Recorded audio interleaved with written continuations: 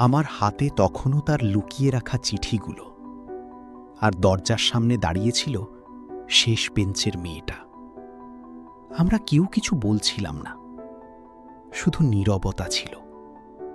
হয়তো কিছু অনুভূতি শব্দের থেকেও বেশি জোরে কথা বলে।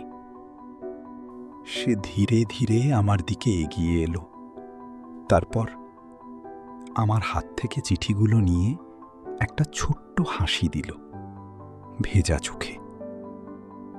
আমি প্রথমবার সাহস করে বলেছিলাম, সবগুলো আমার জন্য। সে মাথা নিচু করে আস্তে করে বলেছিল, হয়তো।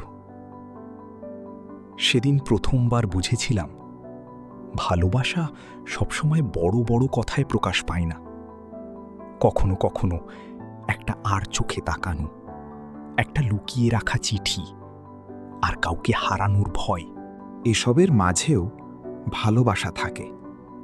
স্কুল লাইফ শেষ হয়েছে অনেক আগেই। শেষ বেঞ্চের সেই মেয়েটাও আজ আর আমার জীবনে নেই।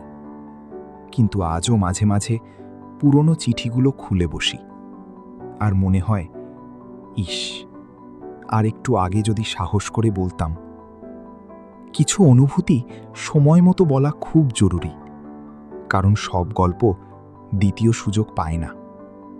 বার্তাবাহক, তোমার না বলা কথার ঠিকানা। আজই লিখে ফেলো যা এতদিন বলতে পারোনি।